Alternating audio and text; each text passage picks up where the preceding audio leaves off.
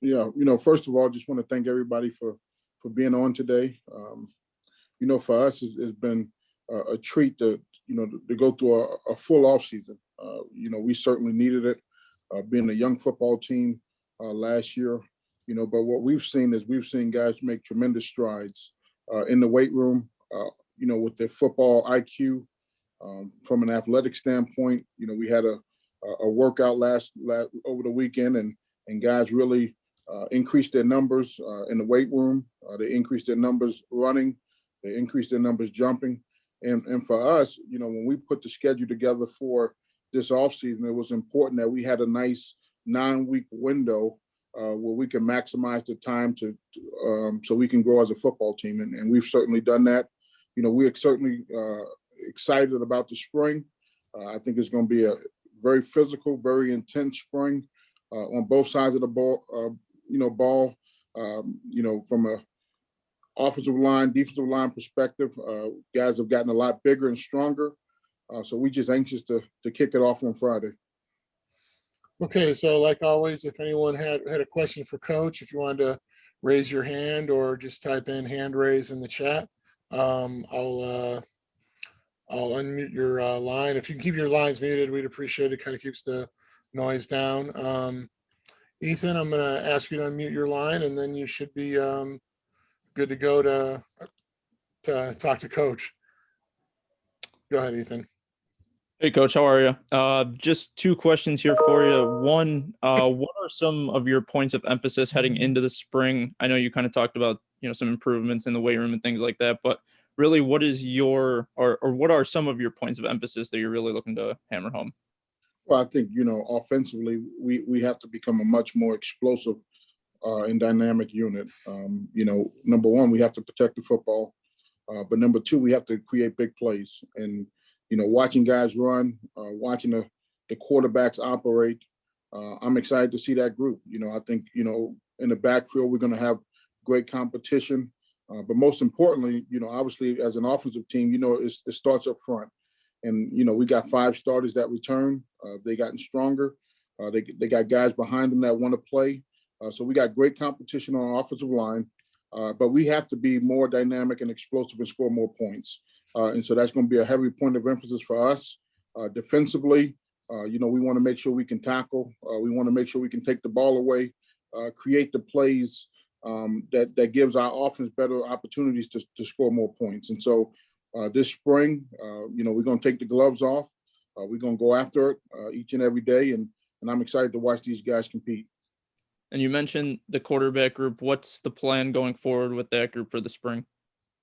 I think we got 4 guys we feel really good about. And, this spring is going to be a great evaluation time for us to get a look at them. I think, obviously when you take a transfer, nothing was guaranteed to Rocky, and he understands that. But what he's done every day is earn the respect of his teammates by the way he works. I mean, this guy is a great leader. He's a great worker. He has good football IQ, high, tremendous, passion for the game. So, but we got 4 guys that's going to compete with Rocky. We got Dustin Fletcher, Rodney Thompson, and then the young kid, Ethan Hampton, has come in here, and he's not a typical freshman. He's not going to take a backseat to anybody, and I can see him being very competitive in this quarterback competition. Awesome. Thank you, Coach. All right, Derek, going to you here. I should ask you your line should be open. All right. Coach, you guys had a lot of young players take the field last year, get some experience during the shortened season. And how much will a full off season benefit guys like that got some experience for the first time last year? Yeah, I think it's that experience helps a lot from the standpoint of, a lot of times people don't play freshmen for a reason, right?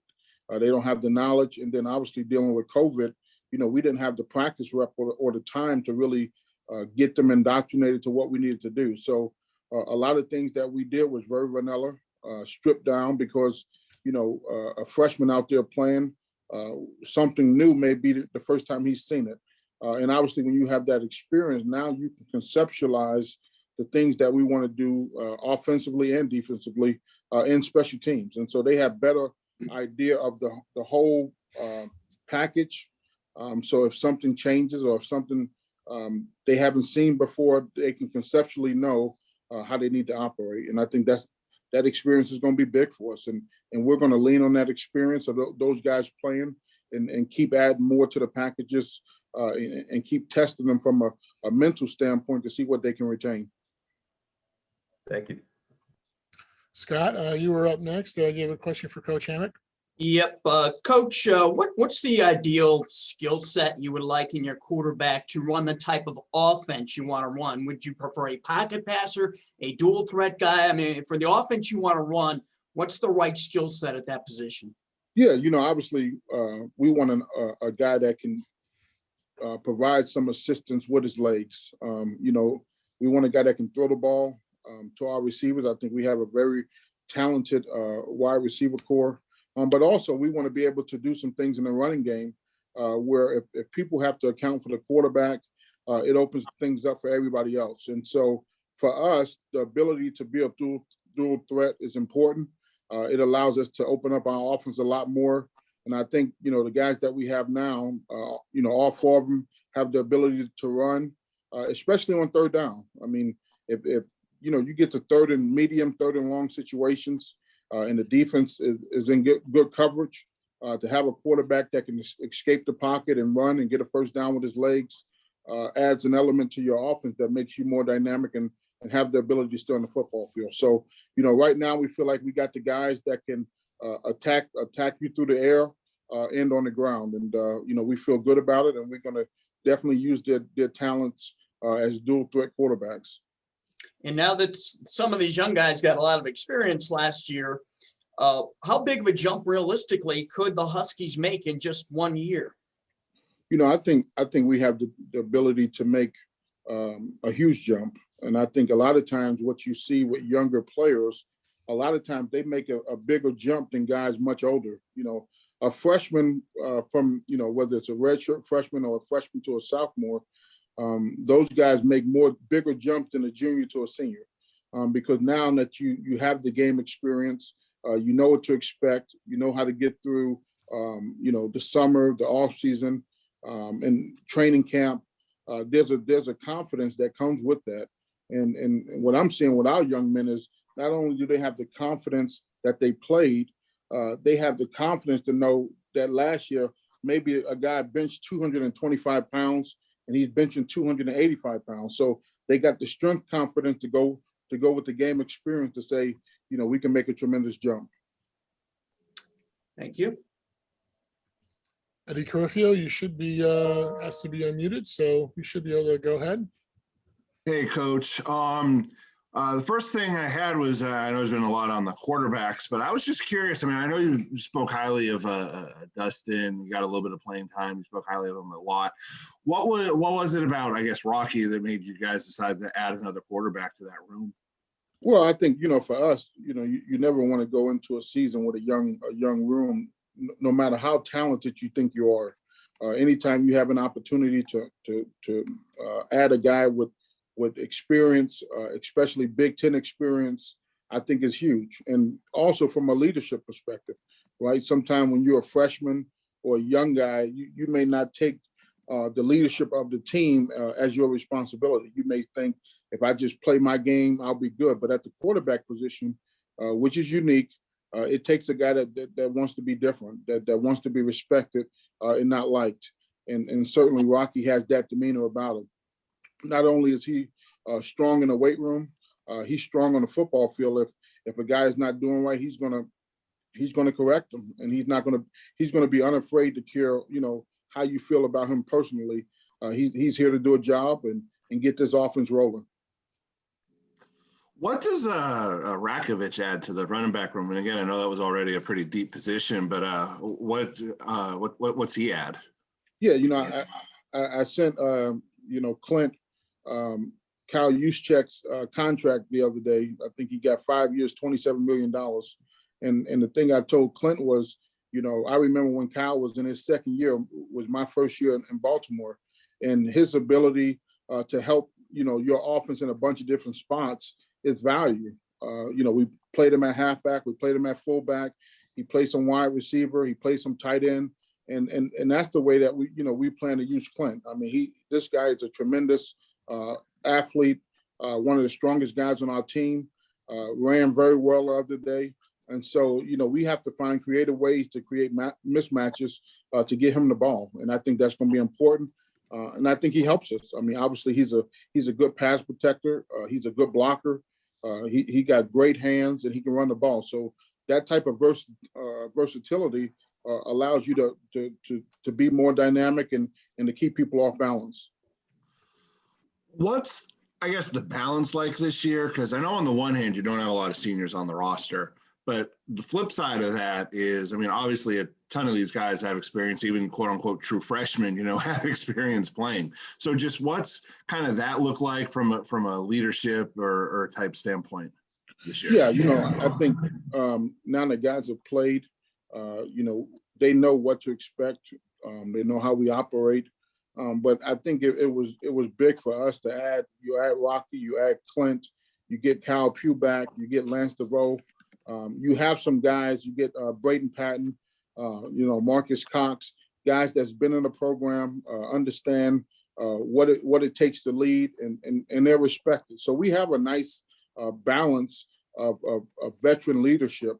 And then we have enough guys that's played that understands, okay, I can be a leader because I have played, I have experience, and I'm going to do things right on and off the field.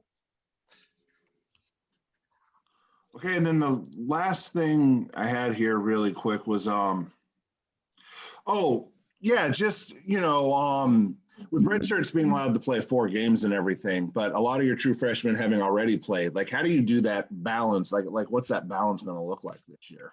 Yeah, I mean, for us, it's going to look really good.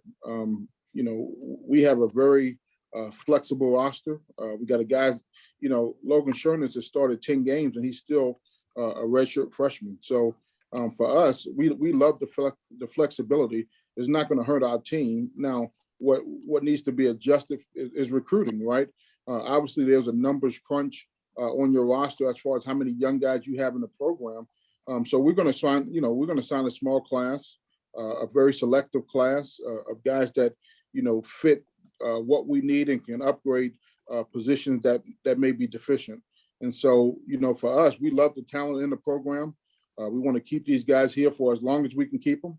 And, we think the sky's the limit for these guys as they continue to develop and improve. You say a small class, you're talking the 22 class? Yes. Okay. Thanks, Coach. Okay, next question is from Andy Garcia. I just should have your line open, Andy. Hey, Coach, I want to go back because you said it's going to be a physical, but only playing 6 games last year. Should we expect a more physical spring camp than in the past? I think it's going to be more physical because the guys are more physically developed. So it's going to be harder hits and more physical contact because these guys are bigger and stronger. And so, for us, when I look at the offensive and defensive line, I see big guys out there with strong hands and heavy hands that want to put their hands on people. So, for us, it's going to be good. I look forward to the competition. I think, our players understand it. They work out with the guys. They see what guys are doing. They see the work the guys are putting in. And so, for us, it's about making sure we can be as physical as we can be and fundamentally sound each and every practice. Is there one position on the defensive side you're more keeping your eye on in the spring? I know you're looking at the D line. The linebacker, of course, pretty safe. But is there, the secondary, is there one you're keeping an eye on? Yeah, for us, I think, the cornerback position is one that, we can make a tremendous jump. We felt like we had some guys that could play last year that were younger, that needed some time to develop and mature, and they've done that. We added a mid-year young man from Canada, Cyrus McGarrell, who's a tremendous athlete, very competitive. He's put on a lot of weight already, and he's put on a lot of strength.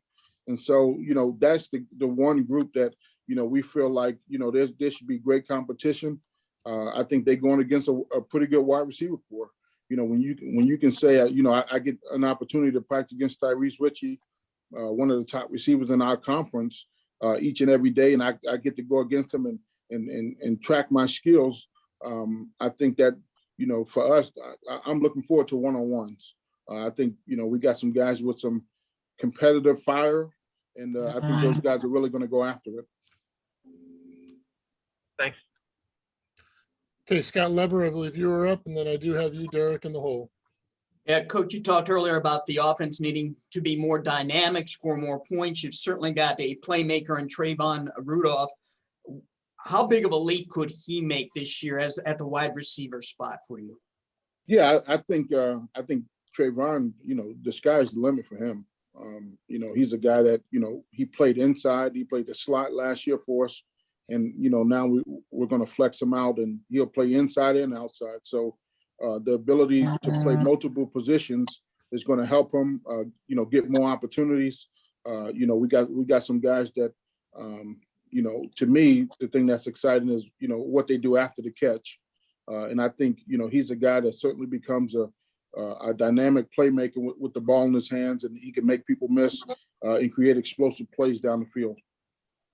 And do you have any key injuries, guys who are going to have to sit out the spring, or is everybody ready to go? No, we've been, very healthy. So, pretty pleased at where we're at. Obviously, spring practice is going to be physical like we talked about, but at the same time, we want to be smart and stay healthy. So, a lot of our practices will be, third tempo, high and hard, not, trying to stay off the ground as much as possible. So we don't have any, guys get tangled up and have to miss some time. Okay, Derek, you should be unmuted. Go ahead. And kind of on that note, do you have a format for the spring game yet? Yeah, the way I'm looking at it, I'm not really, focused on a spring game. I think, what we are going to do is have like a spring jamboree, April 10th, and I think that for us, that'll give us an opportunity to get some guys some live work. But, in a jamboree setting, you normally go about a half, and then, we'll do something different, for the second half. But, for us, I think I counted the other day, we have 4 guys on defense that hasn't played in the game. So we have a lot of guys with experience that understands what it takes. We have to be able to practice smart. We have a lot of numbers on offense of guys that need to get work in. But also we want to make sure we be smart with the defensive guys as well. Okay, Joe Olmo, I asked to unmute your line. You should be open. Hey, Coach. Apologies if this has already been addressed or not, but obviously high school football here in the state is about to get started this weekend. You got plenty of signed guys from the area, some preferred walk-ons coming in.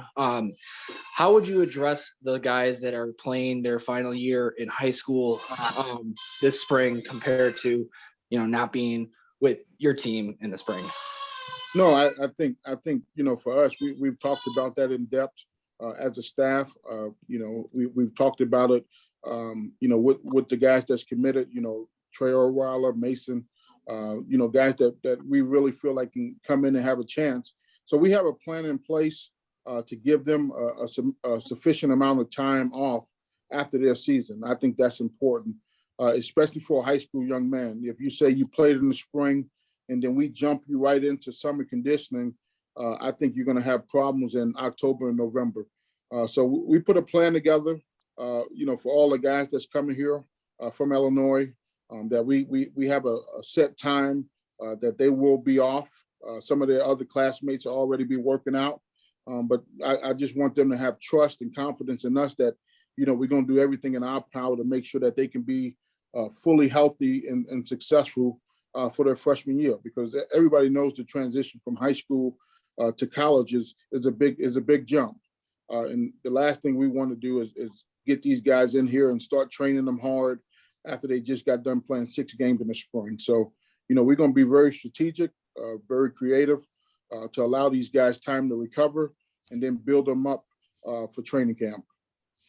And just playing off of that real quick, are you glad to see that high schools in Illinois are going to be able to play a 6-game season? Obviously, it was looking kind of grim there for a little bit.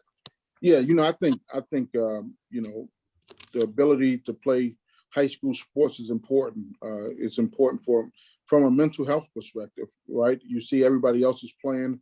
you're trying to figure out why can't you play, and the benefits of playing sports is an outlet for a lot of young men to do right, to do the things right, off the field. And I know it's probably been hard for high school coaches to keep guys focused, but now that they announced the season and they play this weekend, I'm sure guys are anxious to play. I've talked to a bunch of guys already, and they said they fired up and they can't wait to send me their tape on Saturday morning or Sunday morning after they play. All right, thanks, Coach. All right, do we have any more questions here for NAU head football coach Thomas Hammock? Tight here. Okay, Bill, I'm sorry, I just muted you. You should be available to talk now, Bill. Go ahead. Okay, Coach, good to see you after all these months. Just a couple of things. I mean, the program as a whole got through the 6-game schedule really well with regards to the COVID thing and the protocols and the testing and everything. I was just curious, what's the procedure going into spring ball? Will it change, or you continue with the testing? How's that set up? No, we still have, protocols in place. Obviously we're still testing. They've been able to get a really good spit test that we do. We still wear masks indoors. We still, trying to social distance and wash our hands and all those things. I mean, it's important that we don't lose guys for a quarantine period of time, and they understand that. So they're committed to, getting on the field and practicing. I've had a couple guys say, "Hey, Coach, I'm not going out on the weekends. I want to be smart. I want to be able to play this spring and compete." So, we still have everything in place. Hopefully at some point, guys can get the vaccine, hopefully as quick as possible. And then that'll help us, obviously, for the, fall football season. No question. And one last thing, let's just kind of jump way ahead here as we're near the end of this, but just your schedule, your overall schedule. Do you like it? I mean, you like who? Do you like the wheres? Do you like how the thing sets up going into 2021? Yeah, I like how the schedule, fell. I think it's very balanced. I think it's very fair. The non-conference will be a test for us, but obviously, we get an opportunity to go out there and show what we're about and show the jumps and strides that we've made as a football team. And then obviously the conference schedule is always very competitive. But for us, having the crossover games at the end of the season, to me, is nice. I think we got tough crossover games, and come November, teams can look drastically different than they look in September and October. So, we have to play well. We have to, gain some momentum. You start winning games and you start talking about stacking wins. And so, we look forward to being able to do that. Coach, thank you, and best of luck throughout the spring and summer. Thank you.